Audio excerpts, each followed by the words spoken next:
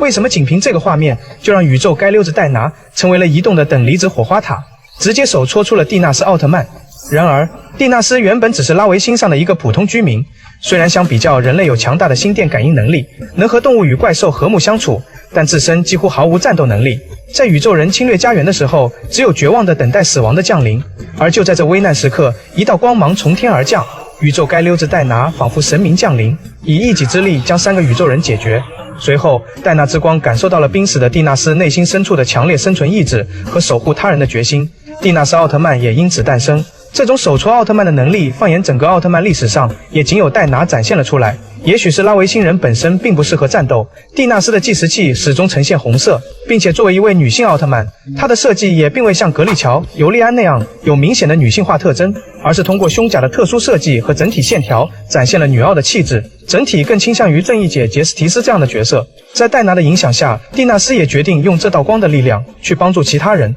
为了弥补自己战斗的缺陷，蒂纳斯会使用怪兽卡来协助自己战斗，同时也了解到侵略自己家园的幕后真凶正是一位名叫吉贝鲁斯的宇宙人，而他的下一个目标正是地球。因此蒂纳斯也追击吉贝鲁斯来到了地球。此刻的地球上，在经历了德凯奥特曼击败母体斯菲亚扎沃尔斯后，已经恢复了久违的和平。宙大也因最后一战失去了德凯的力量，但和平也随即被打破。在吉贝鲁斯派遣手下袭击精英胜利队之际，蒂纳斯从天而降，救下了宙大等人。面对蒂纳斯和精英胜利队的阻扰，宇宙人释放金古桥出现在了城市之中。眼看金古桥开始袭击城市，精英胜利队立刻派出机器人特拉菲扎进行迎战，但特拉菲扎明显不是金古桥的对手。在金古桥的几发光线下，特拉菲扎已经被击倒在地。在这个关键时刻，蒂纳斯拿出了和宙大一样的闪光剑，开始变身。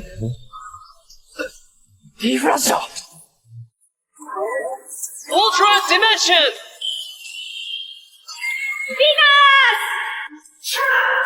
Ultraman Dinas! 这让精英胜利队误以为看到了德凯。虽然蒂纳斯已经适应了变身奥特曼，但因战斗能力的不足，仅仅一会儿的功夫，计时器已经开始跳动。幸好在特拉菲扎的协助下，蒂纳斯使用芝顿的怪兽卡发射1兆度火球，终于将金古桥击败，但自己也因能量耗尽变回了人类状态。短暂的危机也算是解除了。随后在宇宙大等一众精英胜利队的互相认识下，大家开始共同对抗吉贝鲁斯。但吉贝鲁斯为了占领地球，开始了分头行动，一方面派出伊卡尔斯星人袭击人类，引诱精英胜利队和蒂纳斯前往迎击，另一方面自己则带着宇宙人军团入侵 TPU 的总部。不出意外，整栋 TPU 大楼连同精英胜利队的作战室也被一锅端了，而蒂纳斯和精英胜利队面对伊卡尔斯星人幻化出的空间，也陷入了苦战。即使自己再次使出怪兽的力量，也被伊卡尔斯轻松躲避。幸好在精英胜利队的帮助下，最终将伊卡尔斯星人击败。可就在众人松懈之际，几道光线突袭而来，打了众人一个措手不及。银河皇兽吉加罗盖萨震撼登场，其强大的实力直接将蒂纳斯打回了人间体。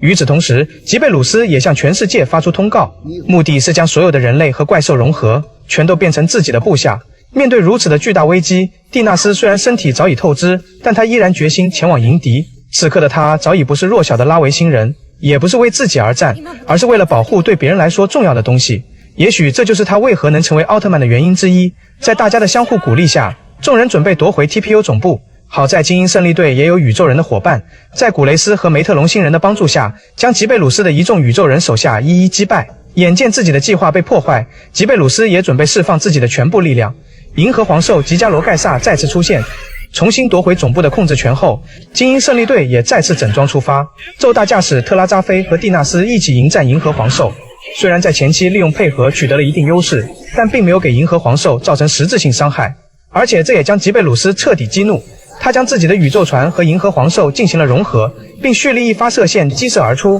躲闪不及的特拉扎菲和蒂纳斯直接被击翻在地。不过在精英胜利队的掩护下，特拉扎菲和蒂纳斯同时发射光线给予反击，但没想到的是，光线非但没给银河皇兽造成伤害，还被其近身再次被锤翻。眼看银河皇兽将要对蒂纳斯发射最终一击，宙大驾驶特拉扎菲奋不顾身地挡在了蒂纳斯身前，强大的光线直接将特拉扎菲彻底击垮。看着宙大的舍命相救，蒂纳斯愤怒到了极致，再次朝着银河皇兽冲击而去。此刻的他完全用生命在战斗，展现了极强的意志力，一次次的被打倒，一次次的起身继续战斗。然而融合后的银河皇兽强大至极，在将蒂纳斯牢牢抓起后，重重一击将蒂纳斯直接打回了人间体。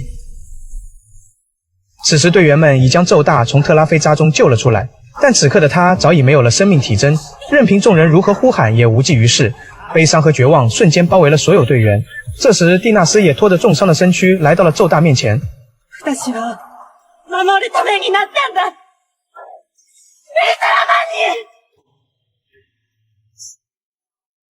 蒂纳斯坚定的守护之心，让他坚信奇迹一定会出现，这也感染了在场的所有队员。队员们纷纷将手放在宙大的胸前，也正是众人的坚定意志，使光芒再度涌现。只见闪光剑在光芒中出现，蒂纳斯的次元卡和队员们身上的怪兽卡也在空中融合，德凯闪亮型力量卡片应声出现。宙大在众人的包围下终于苏醒，光芒在这一刻再次完成了传承。这或许就是蒂纳斯来到地球的真正使命。就此，宙大再次变身德凯。整个剧场版德凯仅有的7分钟登场，尽在最后的终极决战。在众人的期盼下，德凯在太空中与吉贝鲁斯操控的银河皇兽进行了终极对波，并毫不意外地战胜了对手。最后，蒂纳斯和宙大等一众队员一起驶向了宇宙的彼岸。虽然这部德凯剧场版刷新了奥特曼大电影的评分新低，但蒂纳斯这一角色的诞生不仅仅是简单的获得力量，更是意志与光芒共鸣的证明。即使生来弱小，也能凭借自己的意志成为一道光，坚定的守护之心，在最后将自己的光芒传递给宙大的这一刻，也正是戴拿等平成系奥特曼的核心所在。光是纽带，它会不断的传承，然后继续发光。